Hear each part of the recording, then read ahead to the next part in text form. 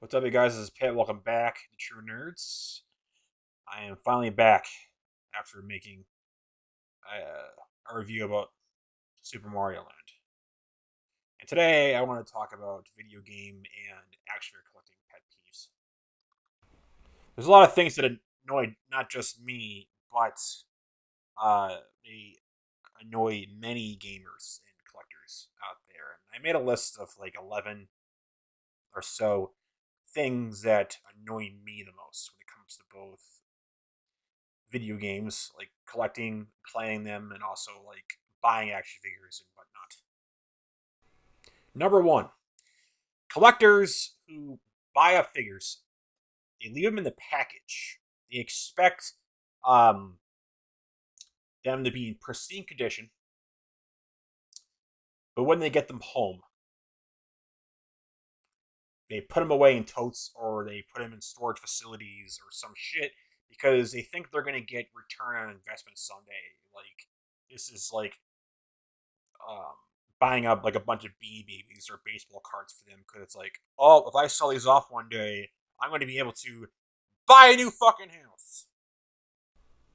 I respect the collectors who keep things in packages, but they hang up like peg hooks or they hang up like pegboard or they use like tacks or something in their man cave or like their bedroom or whatever, and they hang them up because they're still appreciating them at some capacity.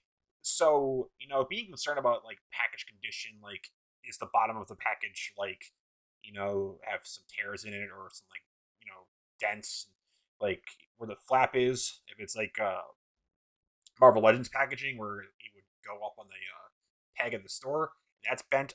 I get that. I have a friend of mine um that collects figures like that, and he hangs them up, and he actually looks. It looks fairly nice. He actually showed me pictures.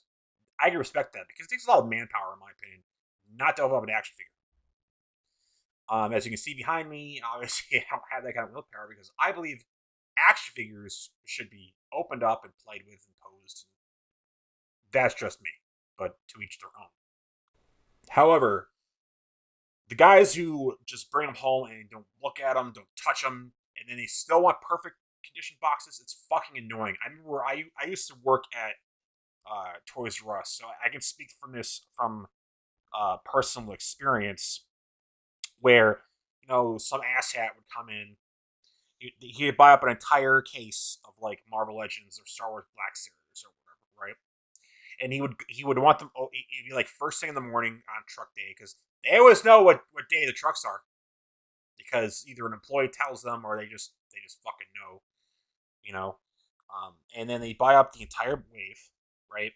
Which sucks because it takes away from everyone else. But what happens is it's like they go through every single one. Like, do you have any more out back? Do you have any ones that are not in crappy condition? So you have to waste your time to look back and like, nope, that's the only one we got. And it's like, well, I'm not gonna take that one, but I'll take all of these.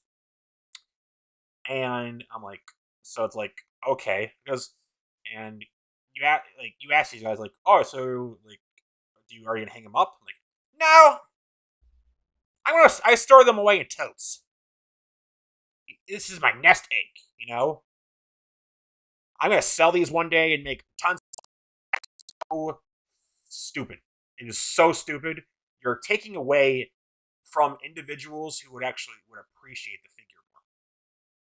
And if you think you are going to get back your return on investment on action figures or anything for that matter, like collectible wise, like video games or like baseball cards or anything of that like that, you're stupid.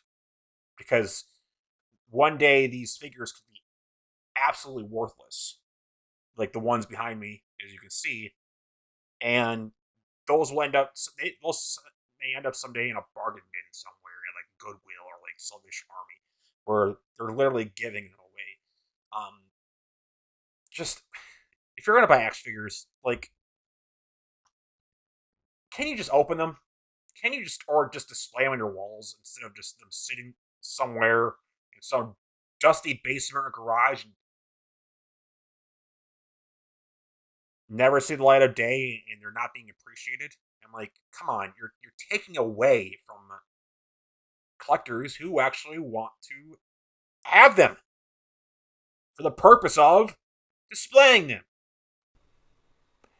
Number two, I can't stand individuals who buy up like an entire wave of figures or 3 or 4 consoles at a time or like whatnot, and then they resell them for like 3-4 times the price. That is so incredibly irritating. What I'm talking about, obviously, is scalping. Number three is the selling of retro video games for like ridiculous prices. This one's annoying to me personally because I am a retro game buyer. I have been buying retro video games for, I would say, 11, 12 years at this point. And I back in the day, like I paid like $5 for a copy of Super Mario Brothers. Now you can go on eBay, it's going for like $15, $20, which is weird because there's so many ways to like, for example, play that game itself, and it's ridiculous. Like because that retro games like going up in price, I guess makes a little bit more sense. But like, trying to sell somebody a used copy of Chrono Trigger for $150, that's just like absurd. It's not a rare game by any means. I mean, you can go download it on Steam. You can get the DS version for much cheaper than that. You can get a reproduction cartridge for cheap if you really want to play the Super Nintendo version of it. And what gets really irritating is like when you look at these eBay listings and you're like, this is rare. Like this copy of Resident Evil 2 was rare. I'm like, it's not rare. Most of the games that are on there that people are selling ridiculous prices for, even the ones that are like considered like the holy grails, so to speak, are not actually that rare. It's the retro collectors out there. It's the retro sellers that are giving it those that worth. They're putting exorbitant prices on it. So the really expensive ones, I guess, like Earthbound, for example. I got mine, I guess, for a steal because I paid $150 for my copy, but it's like back up in price like $400-$500 just for a cart. And then like you want the box with the instruction manual, 1,000 plus. That's like it's like really, unless it's like a copy of like Nintendo World Championship cart that's like the gold version that they only gave away so many copies of back in I believe it was 1991. That's a rare game. That justifies its like $15,000 asking price, or something like Little Samson, which came out like very late in the NES life cycle. That justifies its extremely exorbitant prices, or like something like Action 52, which is a terrible game, but again, it justifies its like a very expensive price. Or the last one I'll say is something like stadium events, which is for most people it was world class track meet, but stadium events is a unique version of it. That because there's only so many that were sold. That makes sense.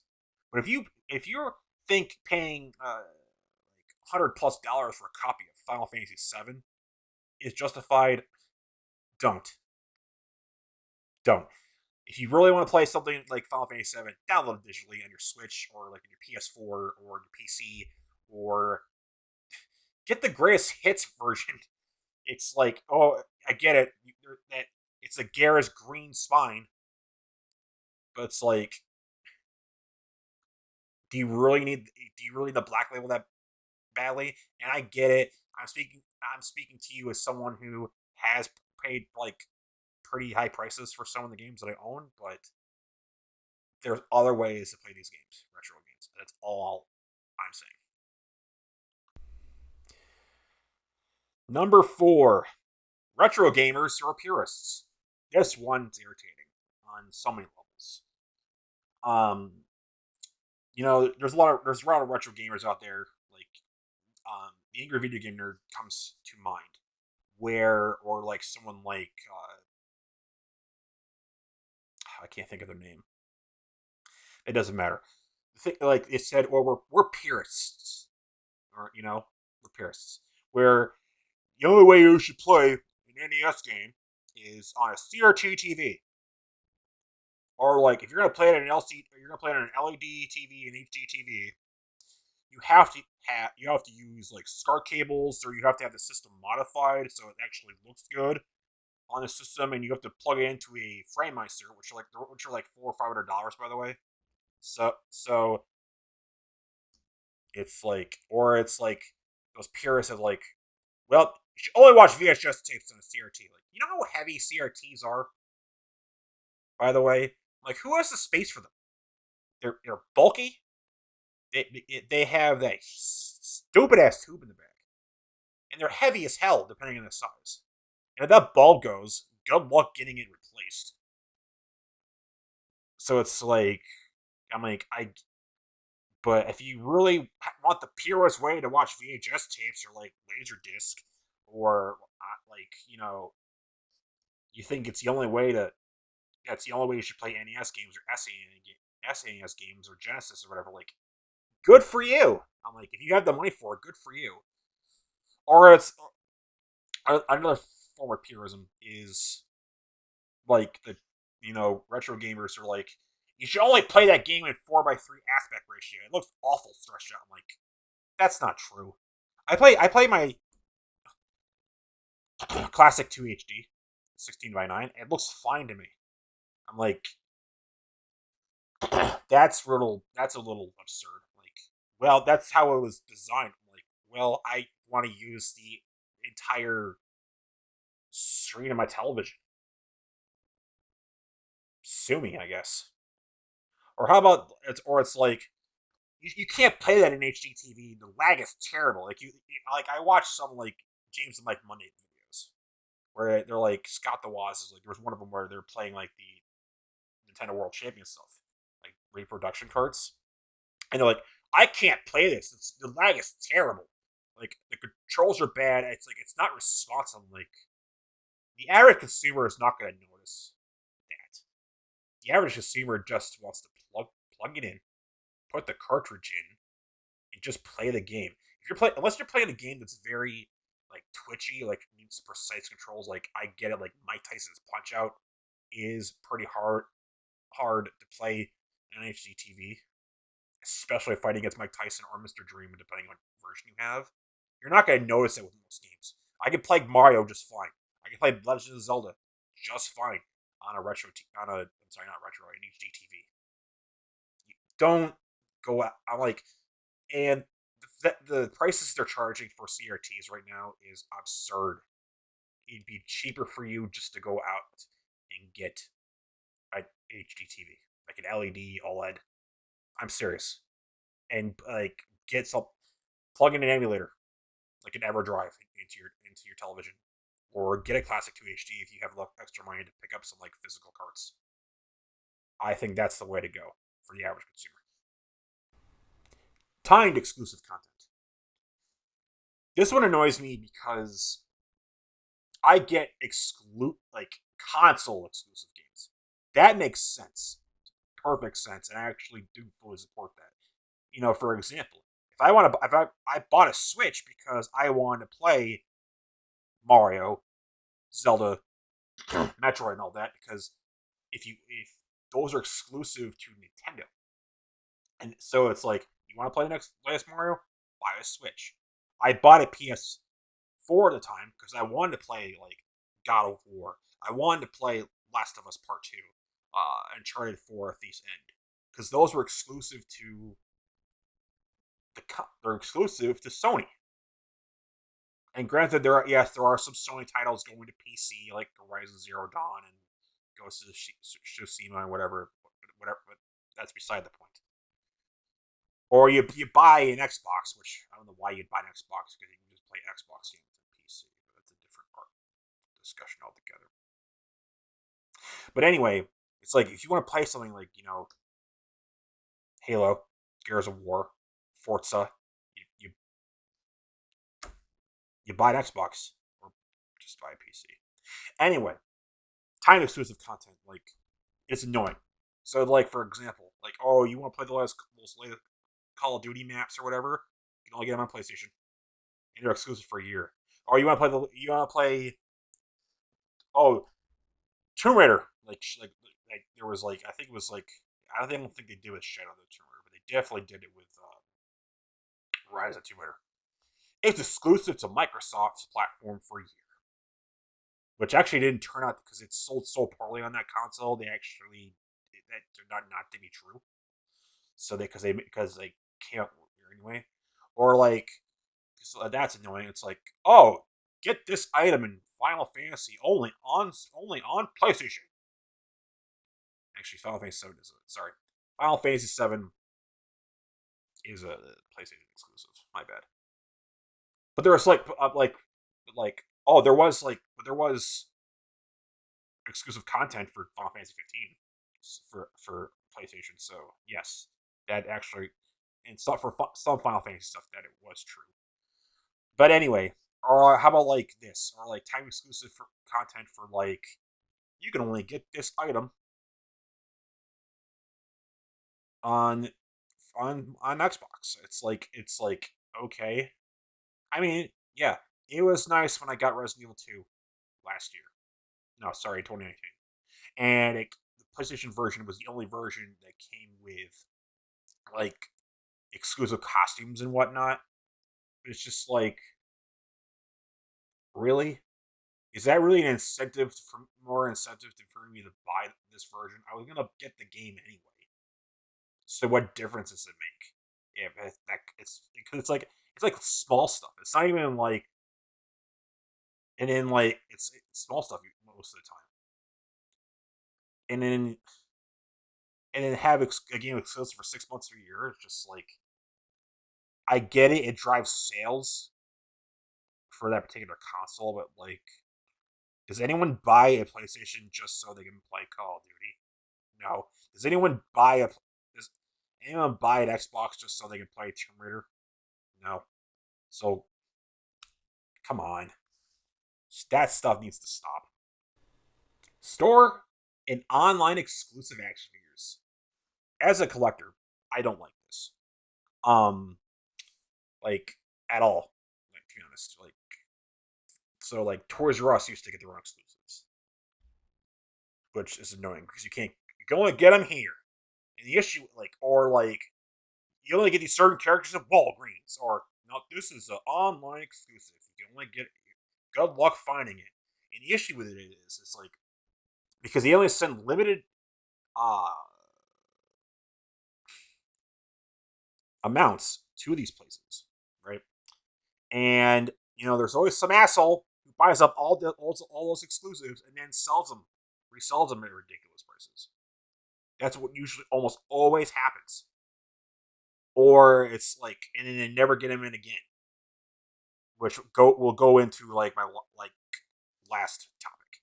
So it's like it sucks. Like if you want there's certain figures over there I would say I got second hand, but like many of the X-Men characters, for example, for Walgreens exclusives, which is so weird.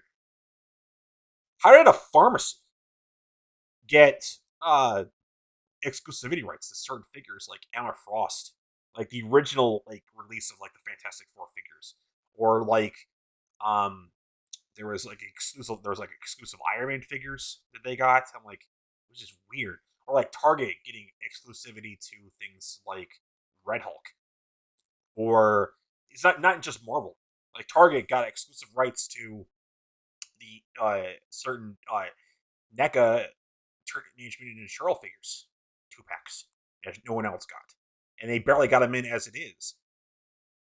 And it's like I get it. Sometimes there is licensing issues, and you can only sell them in certain stores, I guess. But it's just like it's annoying.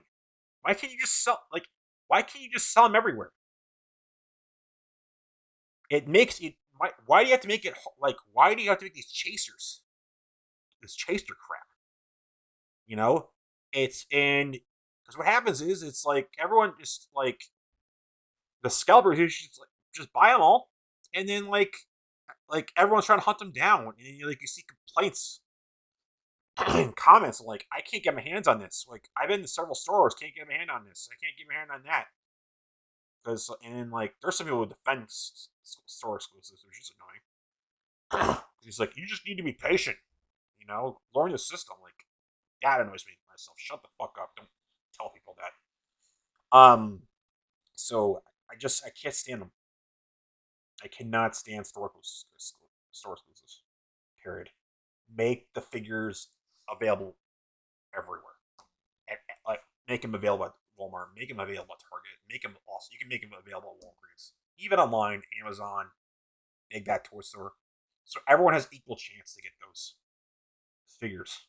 Not have to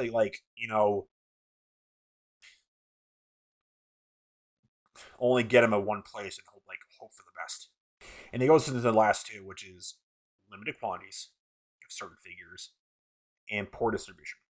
So like the limited quantity thing is annoying because this is usually something you see with NECA toys because they only put out so many figures of a certain character. Like, like Comic Con exclusives, those are fucking annoying too. So they put out like 2,000 pieces, right? And they sell within like 2 seconds of them going up for sale.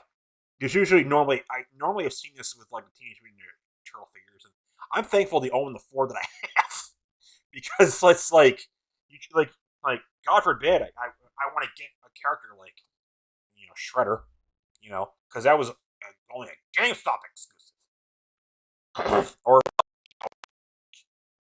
um things like the Rat King. I'm never gonna see the Rat King. I'm never gonna have a version of Bebop or Rocksteady. It's not gonna happen because you can't find him anywhere because they only send them so many because of licensing issues. Because technically Nickelodeon owns Teenage Mutant Ninja Turtles, and technically you the the company that owns the toy license for that brand is technically Playmates Toys. So it's like, what the hell?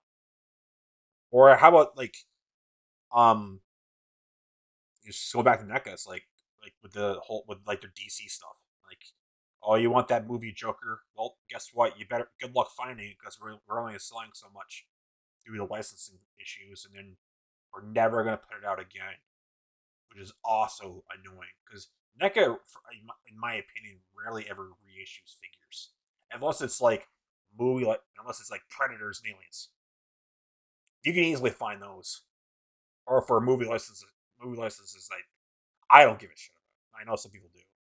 Like, I get it. Like it's easy to still find figures, I guess, for like RoboCop and whatever. But it's just like you guys can make more. It's like, and stop being those guys.